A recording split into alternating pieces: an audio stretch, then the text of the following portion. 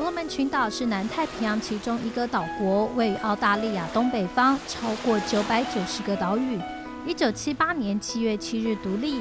根据官方统计，所罗门群岛拥有87种语言，9个省中每个岛屿及族群都拥有各自的文化，因此28450平方公里的土地内拥有了高度丰富的文化内涵。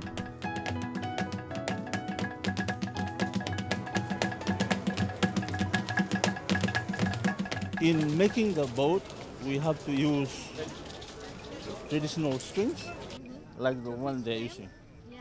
This one. Yeah. And pati, like Ataw. It's in the fruit. The tita. Yeah. You call tita too? Yeah. The fruit. That you will put on the joints, to make it strong, to transfer the technique. The older men, they would sit down with the younger boys in the custom house, something like this. During the evening, they will tell a story, and one of them is to tell them how to build a canoe. But there are a lot of stories. If you are a boy, you must try to pull a bonito with a pole and line in this kind of boat. If you cannot pull a bonito, you are still not a man. So that's why we build this kind of boats.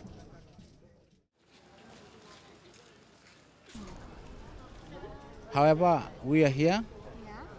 Within a few days ago, we came together and put up a chupu. Yeah, it's quite so special for us. A chupu means a collection of foods that we put together, like, for example, yam, taro, potato, betel nuts, sugarcane, and a pig.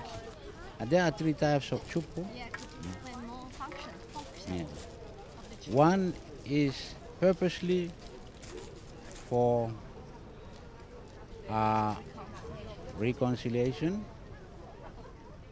2 for feasting. 3 to commemorate the custom house. And this is what we actually do today.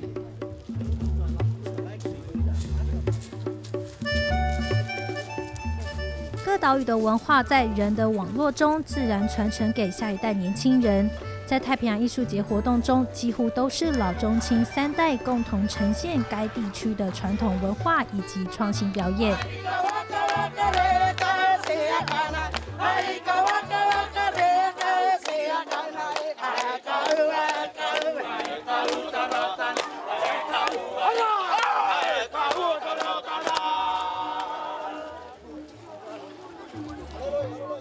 只不过所罗门群岛还是免不了外来文化的进入，人就是最主要传播文化的媒介，只要有船靠岸，有飞机降落，带来的影响日积月累增加。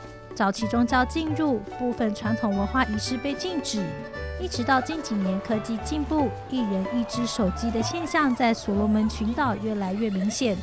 年轻人耳朵听的和口中唱的几乎都是外来流行音乐，显示出外来文化正在影响所罗门群岛。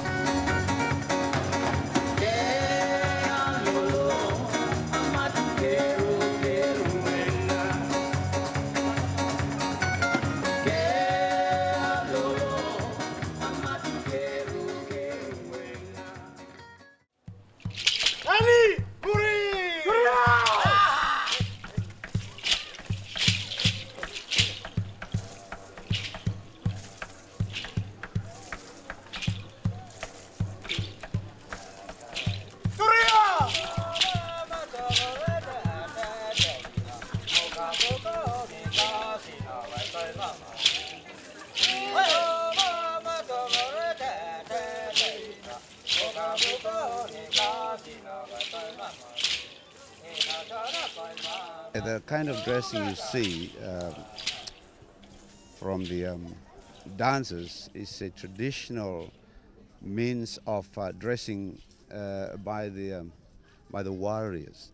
Normally, the dressing can only be done during the great celebration, especially during the head hunting days. Stopped as soon as Christianity came to our shores and Christianized our great chiefs, so that the hunting, head hunting, is finished. Now, what happens is we have the old chiefs who are still alive who pass on the same tradition from that generation up to the next. So we will be every year. We don't. It's not a annual event. What happens is we sometimes call communities together and we practice these traditions so that they do not die away, to keep on having the tradition going.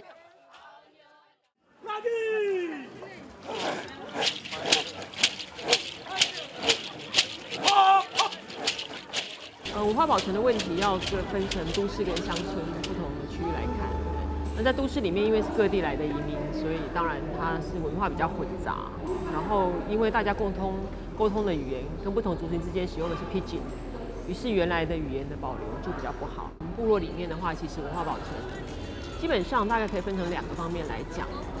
如果是比较有关传统记忆的，跟传统祖灵信仰的宗教比较有关的，因为高度基督宗教化的关系，所以这部分的保存很多仪式或者是古老的这个术语啊，等等这些都已经消失了。那很多部落也已经没有祭司，传统的祭司，那大部分人都是走去现代的教堂。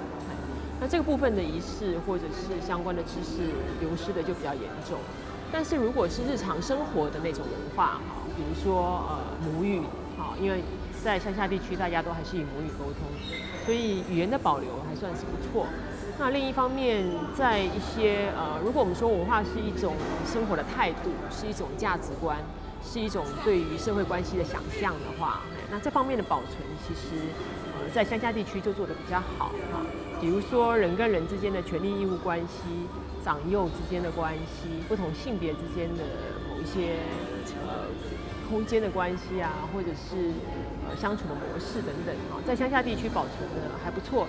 但是同时间，他们也有受到现代的教育，包括学校的教育，基督教传进来，很多是教会办的学校。那以及很多人在长大一点，他也会到城里面来念书、工作，所以还是有把一些外界的影响带进来。所以他现在当代的文化是一种，基本上还是一个混杂的状态。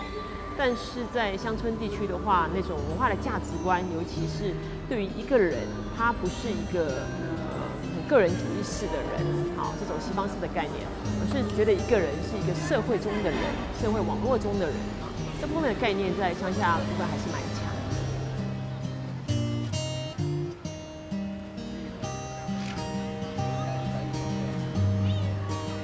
In fact, in 2008, there's some program on trying to introduce into the schools teaching the children in the vernacular, in the language. The teachers must speak the language of the area they teach in, especially from kinder up to maybe standard 6, or even grade 1, 2, so that the kids could learn in their own language first. See, like during my time, we were fortunate because we don't leave home until we're big enough. Like I didn't leave home until I was 14. I went to live in another boarding school. By the time I already know how to speak my own language. I grew up in the bush. I know every name of the trees and everything. But now my children don't. They don't even speak my language. So they only speak Pidgin. It's a big issue now. Because most young people are leaving home, going to schools from their home. So the only thing that they're trying to do now is to either teach them in the schools or those who live in the villages continue to teach the young people. It's a cry from the old people now that many young people are leaving home and going into the urban areas like here in Honiara and not learning the culture or even the language. The language, I mean, when you speak, when you explain something, it's from your heart that you explain. It's not just from the lips. Because I find like to express some of the things in my own language, it's much more stronger than if I say it in Pidgin or in English. So that's why the language is very important.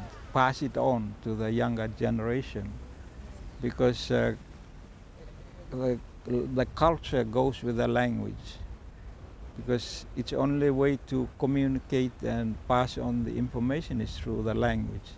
If you don't have a language to pass it on, then the culture also dies.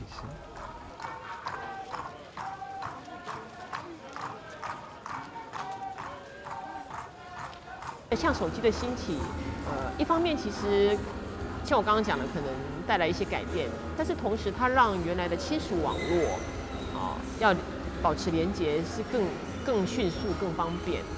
那在一个大洋洲的这种人的连结的社会里面，亲属网络以及朋友关系的那个保持以及维系，那是一件非常重要的事情。那手机让这件事情变得更有效率。所以你很难讲说，它是不是就破坏了传统文化？其实某一个程度上是，但是某些方面而言，它可能反而带来了新的可能性。这是全世界的同样大家都面临的问题。那我觉得问题倒不见得说要二分成什么传统跟现代这样的一个差别，但是我觉得比较大的差异反而是我们去思考说，人在新的世界里面，一个变动很快速的世界里面。怎样安身立命？怎样找到一个平衡点？怎样找到一个和谐？那它一方面可能是有一些传统的元素的，但另一方面它并不是就是很呆滞不动，只想抱着一块原来的东西不动。那其实它是有很多灵活的可能性，但是每一群人的想法不一样，所以我觉得说不同的程度的转化跟活化是由那群人自己决定的。We have the Melanesian, we have the Polynesian, Micronesian, Chinese, Gilbitis, and all these races we have it there. So we have different cultures. The Melanesian have their own culture, the Polynesian have their own cultures, Micronesian have their own cultures. So all cultures are put together here in Solomon Islands. And because the cultures are so different, it's very hard to control too the people, and because we come from different cultures, different background, and so forth. So after this festival, we are trying to work on this cultural policy, where we must have a policy on culture, and we must make laws to protect the cultural rights of our people here.